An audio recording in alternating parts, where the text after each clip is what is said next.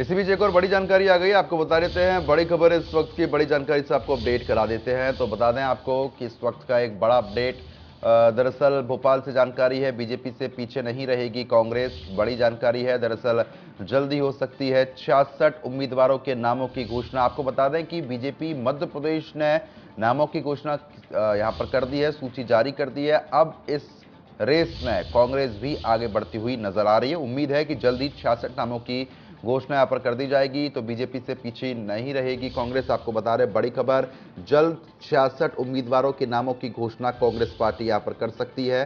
बता दें कि खुद कमलनाथ हर एक चीज पर नजर बनाए हुए हैं। तो इस वक्त की यह अहम जानकारी है,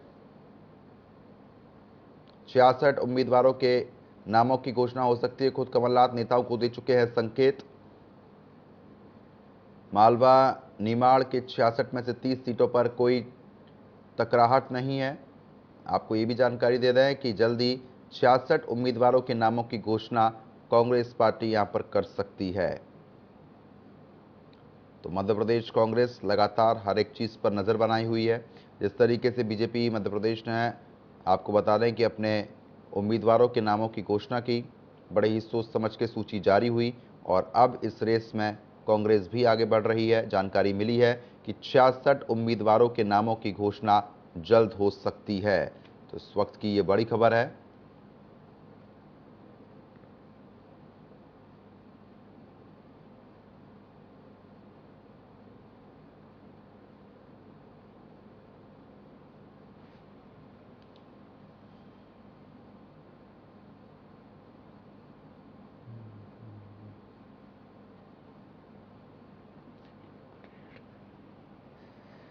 सहयोगी चेतन सेठ हमारे साथ जुड़ गए अपडेट के साथ। चेतन, जिस तरीके से अब बीजेपी ने एक तरफ तो घोषणा यहां पर कर दी है अपने उम्मीदवारों की, अब जानकारी मिली है कि जो कांग्रेस पार्टी है वो भी 66 उम्मीदवारों के नामों की घोषणा कर सकती है। क्या कुछ अपडेट आपके पास है? चुनाव नजदीक है और ऐसे में बीजेपी ने 39 सीटों पर अपने उम्मीदवार उतार दिए हैं। ये 39 उम्मीदवार ऐसे हैं जो पिछली बार के विधानसभा चुनाव में हार गए थे। तो यही कारण है कि बीजेपी ने बहुत चिंतन और मंथन के बाद ये निर्णय लिया था कि 39 प्रत्याशियों को चुनावी मैदान में उतारा जाएगा। चुनाव से ठीक 3 महीने पहले उतार दिया गया है। इसका फायदा उन्हें बीजेपी को चुनाव आने वाले समय में मिलेगा और यही कारण है कि अब कांग्रेस के दिग्विजय सिंह ने 66 सीटों पर अपना दौरे किए थे। 66 सीटें ऐसी हैं जिन पर लंबे समय से बीजेपी के कब्जे में है। लगातार दिग्विजय सिंह उनका दौरा कर रहे थे और एक सर्वे रिपोर्ट दिग्विजय सिंह ने कमलनाथ को सौंपी है। कमलनाथ ने भी 4 तरह के सर्वे कराए हैं। उस सर्वे के आधार पर अब निर्णय लिया है कि 25 अगस्त तक इनकी सूची जारी की जा सकती है। संभावना जताई जा रही है कि 25 तारीख को इनकी सूची जारी हो जाएगी। कल बैठक है कोर कमेटी की, उस बैठक में निर्णय लिया जाएगा। उसके बाद सूची जारी होगी तो कहीं ना कहीं प्रत्याशियों को एक लंबा मौका मिल जाएगा। 3 माह का समय मिलेगा जिससे वो जनता से रूबरू हो सकते हैं, 1 to 1 कनेक्ट हो सकते हैं, कार्यकर्ताओं के साथ क्षेत्र के दौरे कर सकते हैं, क्योंकि विधानसभा क्षेत्र ग्रामीण इलाकों में बहुत बड़े इलाके होते हैं।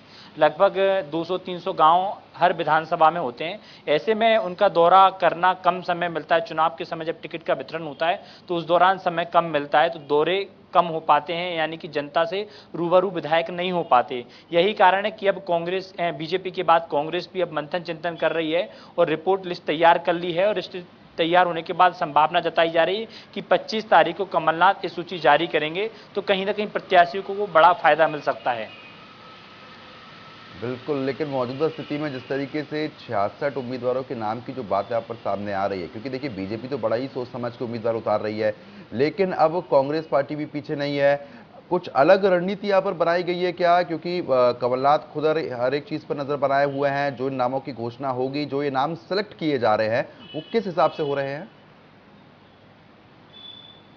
देखिए, जिस तरीके से मैंने बताया, कमलनाथ ने 5 लेयर के सर्वे कराए हैं। उसके साथ ही दिग्विजय सिंह भी लगातार दौरा कर रहे थे, कार्यकर्ताओं से बैठकें की हैं और बैठकों के बाद ऐसे कार्यकर्ता जो जमीनी हकीकत जानते हैं, वहाँ की ज़मीन से जुड़े हुए हैं, साथ ही आम लोगों से भी बातचीत की है और उसके आधार पर जो रिपोर्ट कमलनाथ को सौंपी गई है, कमलनाथ को रिपोर्ट सौंपी गई है, दिग्विजय सिंह की रिपोर्ट, और जो कमलनाथ के द्वारा जो सर्वे कराए जा रहे हैं वो रिपोर्ट।